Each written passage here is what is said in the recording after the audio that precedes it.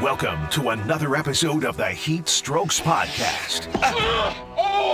I should have yelled too. Hosted by Brady Kannon, presented by Mandalay Bay Resort and Casino in Las Vegas. Get ready to experience golf as you've never seen and heard it before. The price is wrong.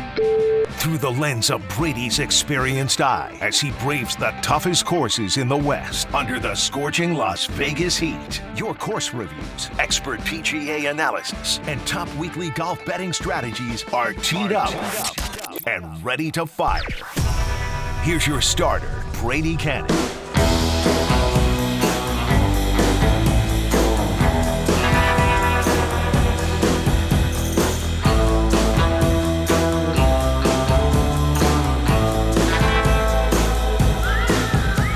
It is deadheatgolf.com, home to the HeatStrokes podcast, presented by Mandalay Bay Resort and Casino in Las Vegas.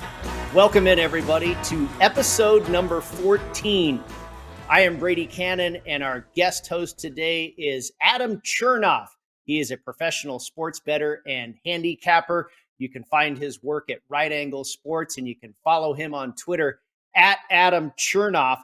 Great to have you on the show today, Adam. It's been a while since we have spoken, but I knew you were a worthy candidate to appear here on the HeatStrokes podcast because, of course, it was in August, a very hot day last summer, when you and I played Rio Seiko, a course that we will feature on the show today. But it was a warm one that day, wasn't it, my friend? I'm still surprised I made it through. I remember after I came back from Vegas, I unpacked the golf bag and everything from the travel case, and it was empty water bottles, Advil, and a whole lot of wet towels and ruined socks. That was as hot of a round of golf as I've ever played in my life. So it's good to be chatting with you in a little bit cooler circumstances today.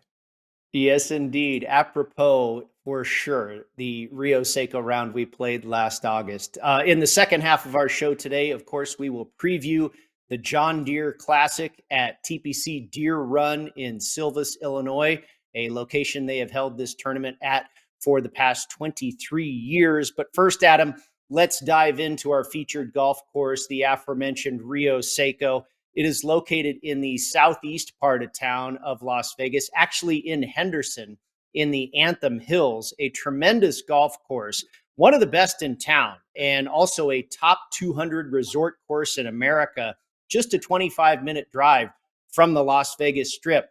It is a Reese Jones design, features a great deal of elevation change, some massive panoramic views of the Strip and the Las Vegas Valley. It's got some excellent par threes, some great short par fours.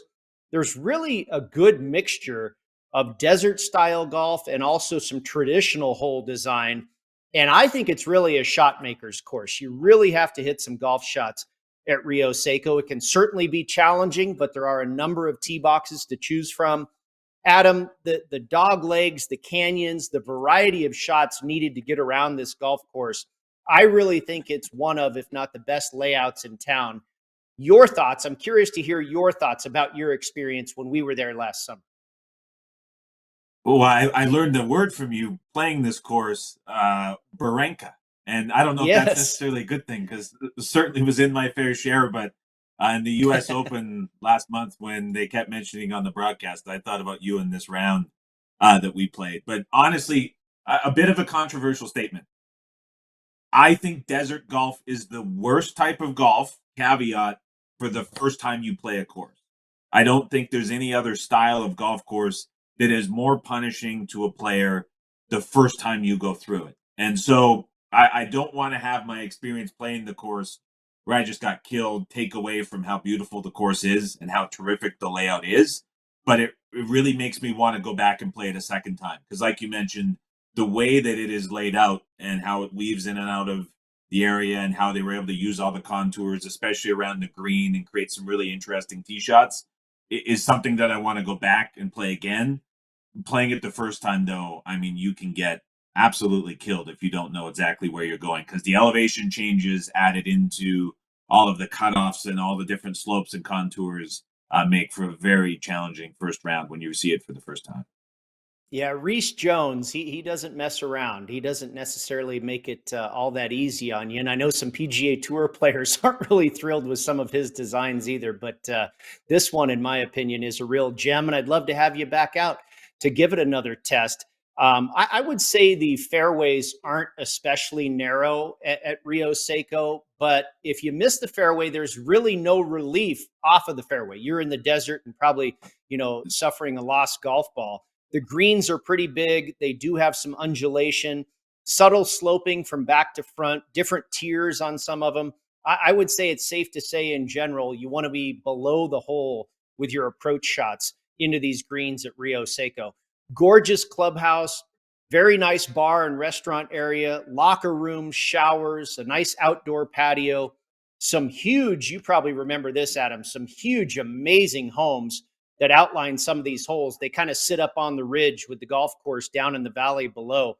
It's really a pretty darn stunning property all the way around, Adam. If you have to narrow it down, we always do this on the show here. If you have to come up with maybe just one or two holes, did you have a favorite hole or two from that day? So I went through in my mind knowing we were talking about this course, and the first one that stood out to me was number 2. So it's that elevated tee shot, and then it's the big dog leg to the right, and those homes, like you mentioned, are sitting on top.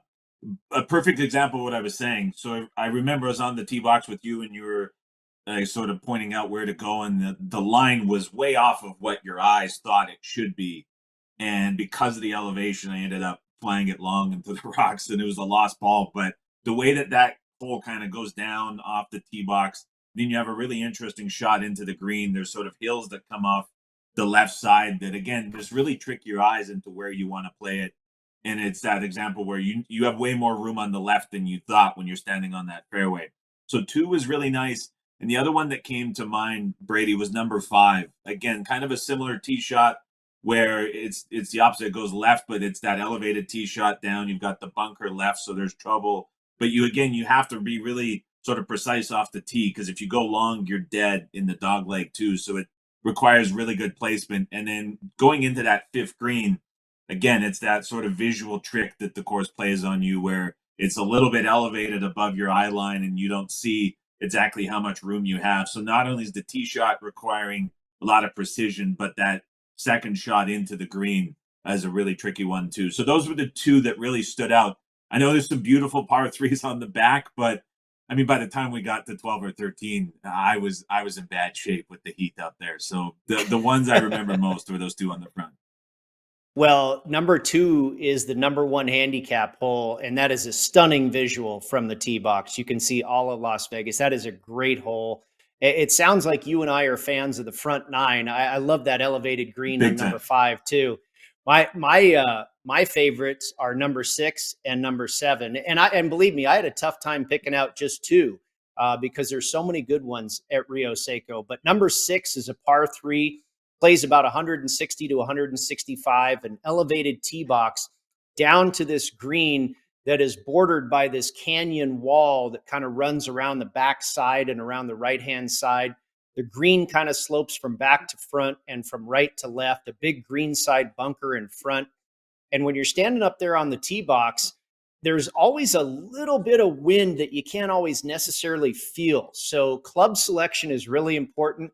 And then, of course, you have to hit a well-struck shot. And if you do both of those, you're going to have a good look at birdie on this hole. I have made birdie here before. I've also made some others, if you will.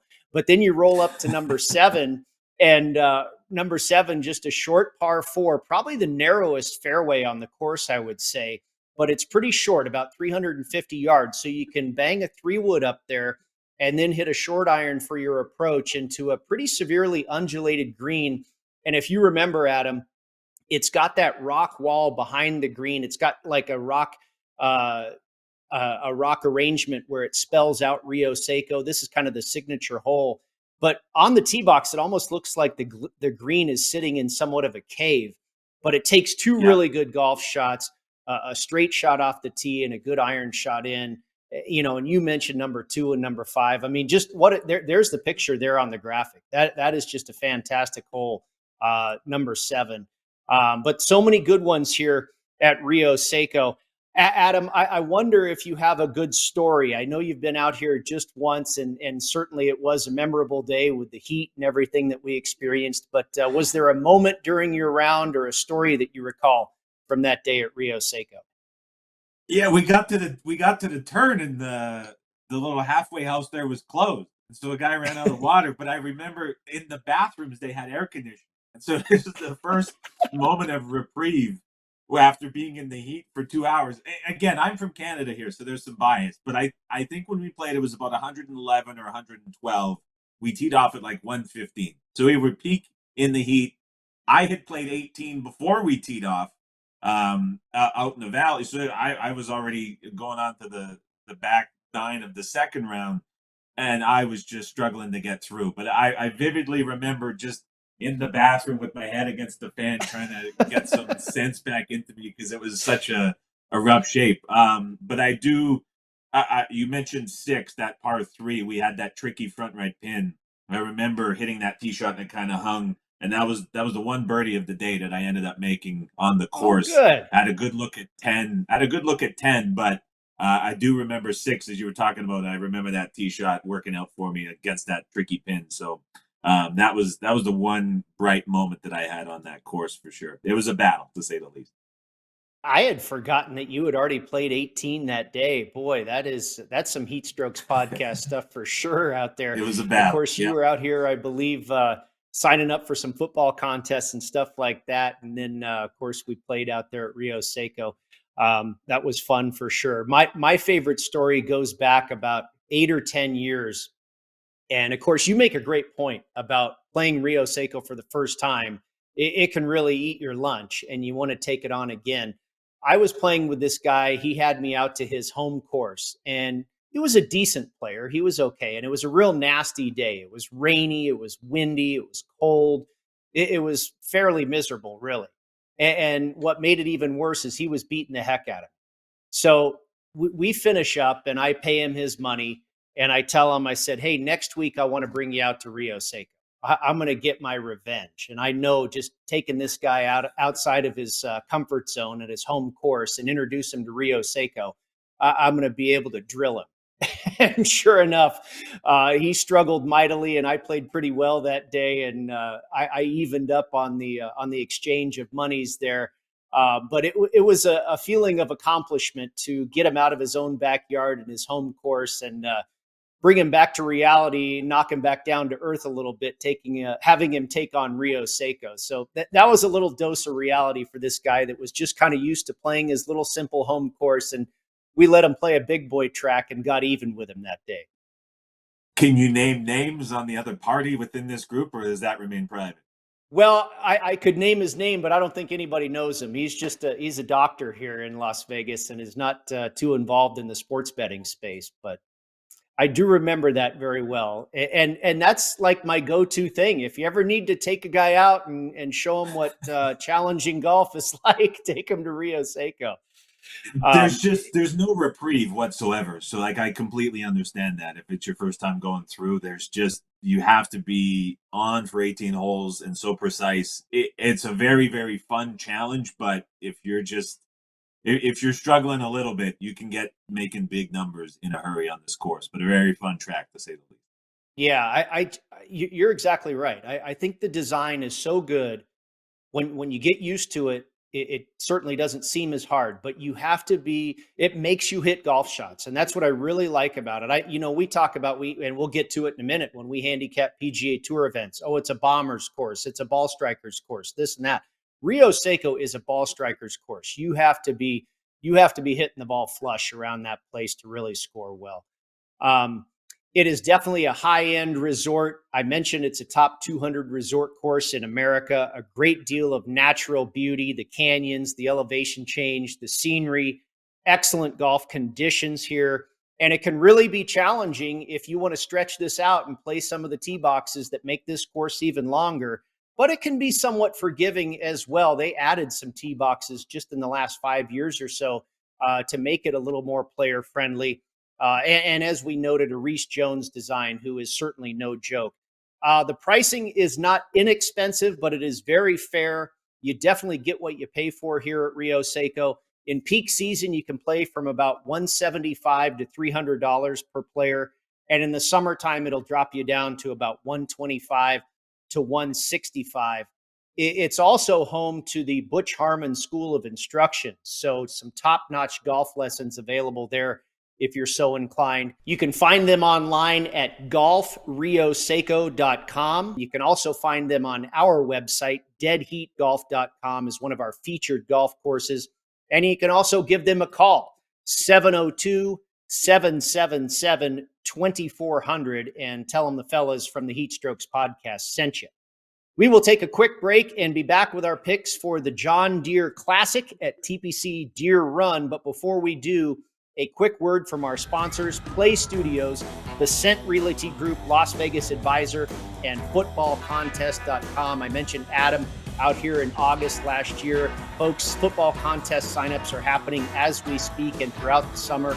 The Golden Nugget, Circa, the Westgate Super Contest, all of those contests are now available for signups, and FootballContest.com can act as your proxy service.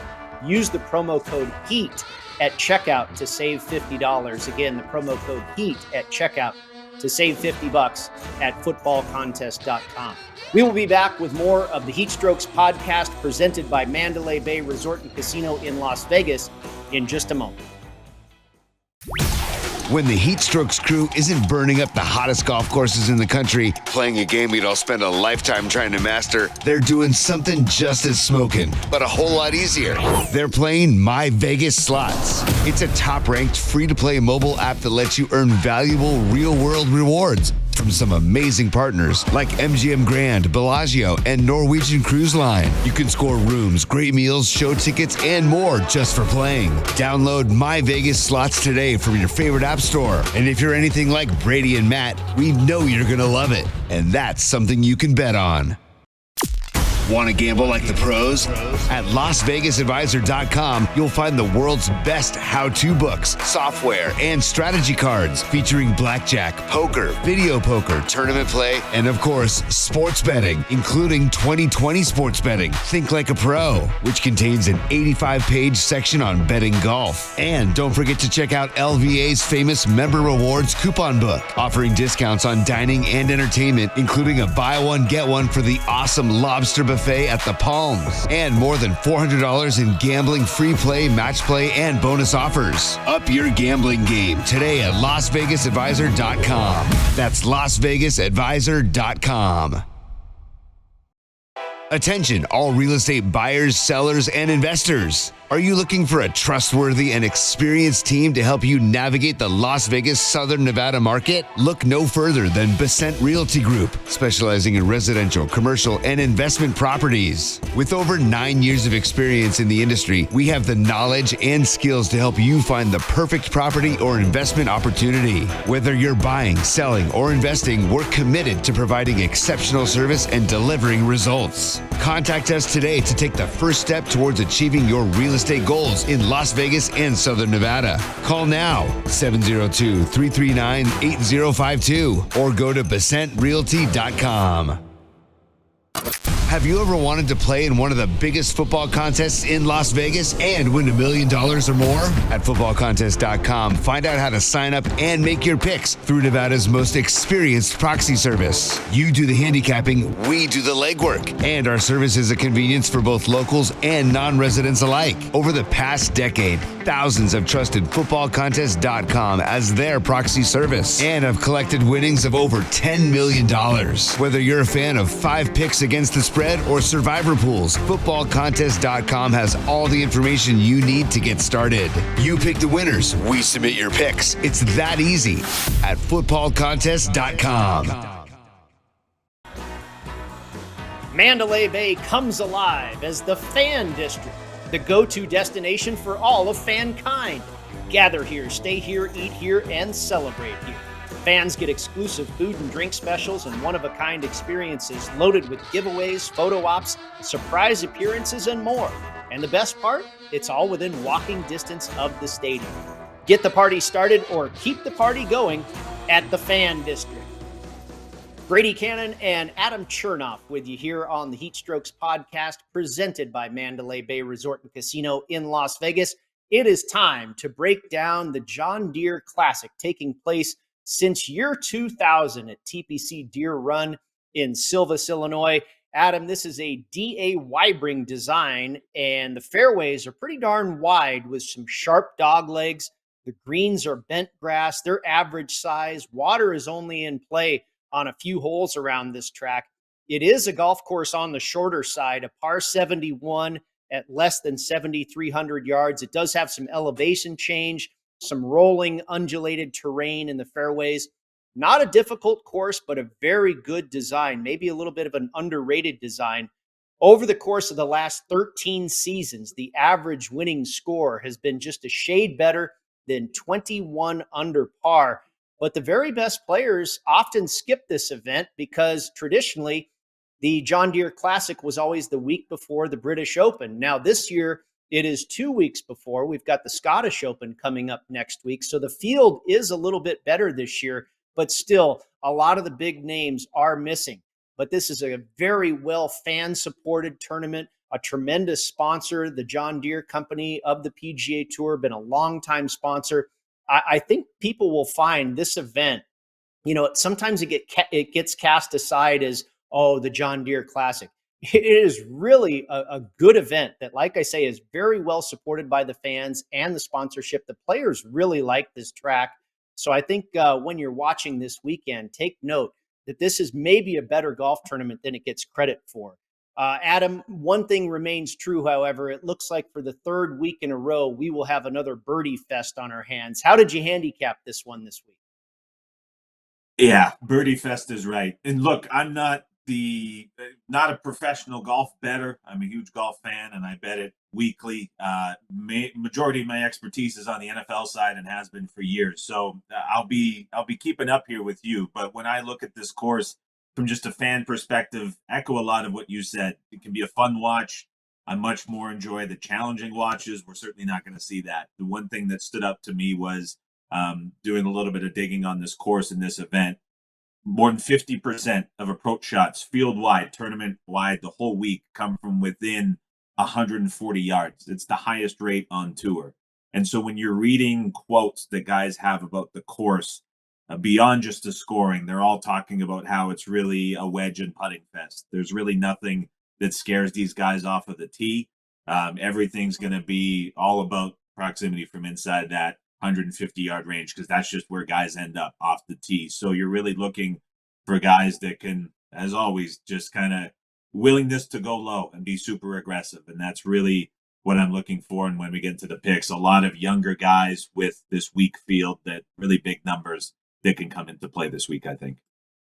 Yeah, no, you're spot on. I looked at strokes gained approach. I think that will be very prevalent this week. I looked at strokes gained ball striking. We talked about Rio Seiko. I think this is a very much of a ball striker's course as well. We've seen both bombers and shorter hitters win here. And to you allude to it as well. I don't think there is a massive advantage one way or another off the tee, whether you're long or accurate. It's really about 150 yards in that approach play. Good drives gained. I do want guys that can find the fairway, hit a good drive, and then go from there. I looked at birdie or better gained, scrambling, and then, as you mentioned, Adam, hole proximity from 75 to 150 yards, as that's where most of the approach shots are going to fall on this golf course. You get guys that are really good from 75 to 150, and you're probably going to have a guy that finds himself towards the top of the leaderboard. As far as the correlated courses, I took a look at a handful of them this week. Colonial, where they play the Charles Schwab Challenge, Silverado and Napa, where they play the Fortinet, Memorial Park, where they've played the Houston Open the last few years, Detroit Golf Club, where they were just at last week for the Rocket Mortgage, TPC Twin Cities, and then TPC River Highlands, which really kicked off this 3-week birdie fest for the Travelers Championship, where Keegan Bradley won a few weeks ago. Before we get to those picks that you mentioned, Adam, let's get to our guest picks.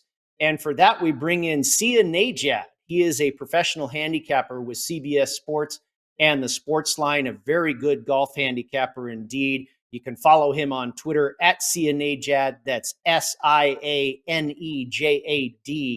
And for the outright winner, he's got 4 selections. Make that 5 selections, rather. Eric Cole, at 30-1, Stefan Jager at 30-1, Ches Reavie at 50-1, Doug Gim at 65-1, and Peter Quest, who made it into the Rocket Mortgage as a Monday qualifier last week, ended up finishing fourth. He's got Quest at 100-1. For his full tournament head-to-head matchups, he's got Jager again at -120 over Patrick Rogers, Michael Kim, a former winner here, at even money over Sam Stevens, and then Alex Smalley at -110 over Seamus Power. Some finish position bets here. He's got a top 40 finish on Carson Young, not Cameron Young, but Carson Young at +110. A top 30 finish on Ches Reavie at +125 and Emiliano Grillo at -110.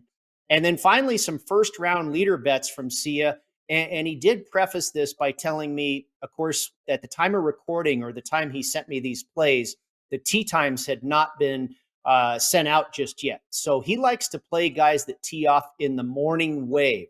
And he'll probably adjust this collection of first round leader plays here. Maybe he'll keep them all if they're all teeing off in the morning. But he likes to stick with guys that tee off in the morning wave. And right now he's got Stefan Jager at 45-1, Eric Cole, basically a facsimile of his outrights. Eric Cole at 45, Smalley at 55-1, Doug Gim at 65-1, and Ches Reavie also at 65-1 to be your first round leader. Anything jump out at you there, Adam, from Sia's picks? A lot going on there, Brady. Be honest, the one thing that stood out, those first round leaders, Thursday is going to be the one day that's impacted by weather. It's also going to rain overnight, Wednesday into Thursday, based on the forecast right now as we're recording. And so when it comes to looking at the waves or the splits, I think there's a lot of variance there just because of the weather that could sort of mess everything up on Thursday potentially. But certainly with how soft the course plays on Thursday, it'll be the easiest day of the week that the course presents. Every day is going to be easy, but Thursday has the potential to be really soft. So I think everything first round leader related is a huge crapshoot with the weather and the conditions for sure. Well, and I'm sure Sia is very well aware of this. The first round leader market is really the worst market you can bet into. The hold percentage is massive, and picking an outright winner is like trying to find a needle in a haystack, right? This is a needle in a haystack on steroids for a first round leader. And I'm sure, like I say, I'm sure Sia is aware of that. Whenever I play first round leader, it's very, very small risk. And I hit Ricky Fowler at the U.S. Open. That's the only one I've hit all year. So, I mean, it's that type of randomness in that market. All right, Adam, it is your turn, my friend. The floor is yours. Who are you on this week at the John Deere? So I've got 4 outrights that I've come up with. One of them matches what we just looked at. But I'll start off with 2 guys who can potentially have sort of career-altering wins against weak fields here, which we've seen several times in the past just because of the course setup as well as the field strength that usually comes with it. So Gordon Sargent and Peter Quest as well. Wish I had a better number like Sia had, but I have Quest at 80-1 and Sargent at 60-1. Sargent had a decent U.S. Open, top amateur, and that was after the Masters where he struggled quite a bit. But a lot of the struggles that Sargent had with the Masters, some of the events, are all around sort of nuances on the green. He's a huge hitter off of the tee. But everything, when you read the quotes that he has trouble with, is just a lot of the green speeds and sort of tricky conditions. Definitely not the case here this week. So he can bomb it off the tee. I have confidence that off the U.S. Open, he can get it around. An incredible talent. And then Peter Quest, again, he's a Korn Ferry Tour guy. He's used to these shootouts every single week. He got that special condition last week, and now he's playing for status this week if he can have another good finish. So there's a lot on the table for Quest to come back with another week of really low scoring. He's just a guy that's used to it. And then 2 longer odds here. Cameron Champ, again, another guy who's really been the biggest hitter on tour for the last number of years. He can hit it anywhere he wants this week. But what's quietly been going under the radar, I think, for Champ is his putting struggles have been an issue. This year, inside 10 feet, he's having the best putting year of his entire career. So he's starting with the coaches that he's working with to get his putting stroke dialed out. I think he's a guy that can really put it anywhere he wants off the tee. potentially get hot this week on the greens. And then Harry Higgs. Remember Harry Higgs, a guy that's been big rig Higgs.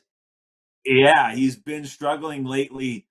There's been some interesting interviews that he's done. He's a very open guy, so you get to see a lot and hear a lot about his game specifically. He's been going through some swing changes, which has been part of his downfall, and he had a big sort of connection issues where his arms were getting stuck behind, something us amateur golfers deal with all the time. But in the last 3 to 4 weeks, he's been talking about how his confidence is back. He's been able to get his swing where he wants it, and that played through where he was competitive up here in Canada just a couple weeks ago and is starting to sort of come around. So he's not a guy in a field like this, if he's on, that should be at 160 to 1.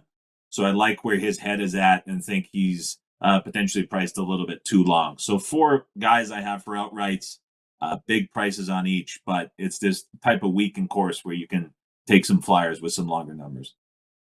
No, I think that's a great assessment with Harry Higgs, and I was not aware of the analysis there about his swing and everything, but I would agree with you. This guy can light it up really at a moment's notice, and 160 does seem maybe a little inflated to me. I know you also have one full tournament head-to-head matchup as well. Yeah, so I was looking at Eric Cole minus 120 against Ann. Ann has a wrist injury he's dealing with, and so he's having issues gripping the club. That's lingering. You never know specifically with injury this early in the week. Really, the only head-to-heads that I'm ever interested in are against guys who are hurt. And so, again, there's no official injury report when it comes to handicapping the PGA Tour, but that wrist injury has been lingering with him for a while and still seems to be there this week, according to the early reports. So, really, this is just hoping that that wrist injury continues to impact his play. If you can get Eric Cole at minus 120 against him. And that's in a 3-way market where the tie is in play as well for the full 72 holes. So really just an injury play there on the matchup. Well, you've got to jump on me on the research there. I was not completely aware of Benny On's wrist injury. So maybe I'll have to reevaluate. It's always a risk with injury news in golf. So we'll see. You're right. You're right.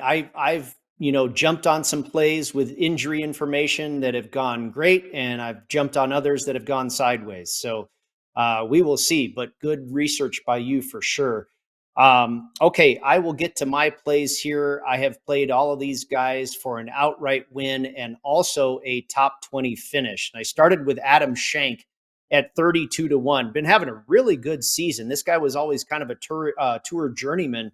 And now he has elevated himself all the way to the 51st ranked player in the world. He lost in a playoff at Colonial, runner-up at the Valspar. He was 7th at the Memorial and 7th last week in Detroit. He's also had 2 top 10 finishes here at the John Deere. Over the last 36 rounds, he's 9th in this field for strokes gained approach and 12th in birdies or better gained. Stefan Jager, I shared that pick with Sia. I've got him at 35 to 1. I was on him last week. He cashed the top 20 for us, finishing 9th in Detroit. He shot a final round 63. And I always like when guys finish like that. Hopefully that 63 that he shot on Sunday will carry over to what he does here in Silvis, Illinois. Also 17th in this field over the last 36 rounds in hole proximity from 125 to 150, one of those distances we were talking about earlier. Chris Kirk at 35 to 1, another guy that I was on last week and another guy that cashed the top 20 for me. He is just money. Adam, we talked about the distances, less than 150 yards. He is probably the best guy in the field from 75 to 150.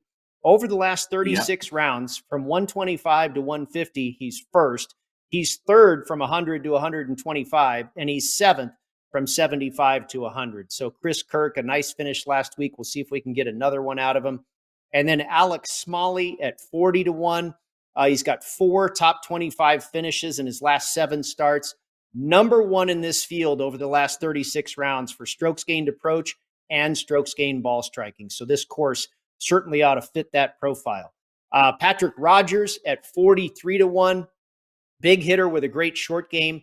29th in this field for strokes gained ball striking and 27th for scrambling. Also 14th for strokes gained putting on bent grass over the last 36 rounds. And he was runner-up here at the John Deere in 2017. And then finally, the aforementioned Byung-Hoon An, Benny An, not a great putter, but a very good ball striker. He can rack up some birdies.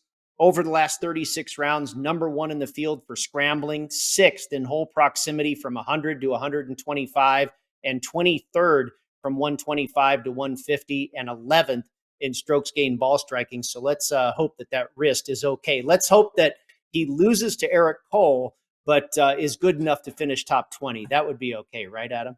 A good middle for everybody. Interesting note about Kirk there for sure. I can see him in that wedge play certainly being an asset this week. And then full tournament matchups. I took Benny on at -110 over Seamus Power. So again, both you and I can win there on or against Benny on. Adam Shank at +105 over Ludwig Aberg. Aberg is really the hot new item on the PGA Tour and was just one shot off the lead last week at the Rocket Mortgage, but he's a big hitter. Everything, the strength of his game is off of the tee, and I don't know if that's going to help him a whole lot here at the John Deere. Stefan Yager at -115 over Eric Cole, and then also Eric Smalley at -105 over Eric Cole. So we can still work this all out, Adam. Eric Cole can finish, behind some guys, ahead of some guys, and we can all win our plays. I do want to get to a weekly installment here on the program, and of course, that is our Pizza Money Play of the Week. It is brought to you by Dom DeMarco's Pizzeria and Bar in the Summerlin area, right here in Las Vegas, Nevada. And I went with the 72-hole winning score over 262.5. So that means that your winner will finish at 21 under par or worse. Now, the average winning score here has been a shade worse than 21.5 under par for the last 13 seasons. So I like it staying under 22 under par for your winning score. And Adam, you talked about the weather, some thunder showers, some soft conditions. There's very little wind. Scoring conditions ought to be good. But I think this golf course is a little bit harder than what we've seen the past 2 weeks in Connecticut and last week in Detroit. I just feel like the winner's going to be at 19 or 20. I don't think they're going to get all the way to 22. So over 262.5 for your Dom DeMarco's Pizzeria and Bar Pizza Money Play of the Week. And Adam, I understand you've got a couple of Pizza Money plays as well this week. Yeah, I'll add 2 because that pizza was looking very nice. I've got one for the John Deere Classic, and then we'll go elsewhere for the other one. So I know exactly what you're saying about the winning score. I went lowest round score under 62 at +175, and that's a loss if it's exactly 62. So keep an eye on the pricing for that market. But Brady, for me here, this is just a complete gamble on the weather. If everybody's able to go through Thursday as expected and there's no crazy delay, just how easy this course is with how soft it could potentially play with the rain overnight, you might see guys go ridiculously low on Thursday. If this doesn't happen on Thursday, probably a stretch to get it elsewise, but I took a gamble here on just that 62 being better than that for the lowest round score. And then I'll sneak another one in here. We'll go Rose Zhang to win the U.S. Women's Open. Probably where a lot of my attention is going to be watching this week. They're playing at Pebble Beach. It's going to be a really fun tournament.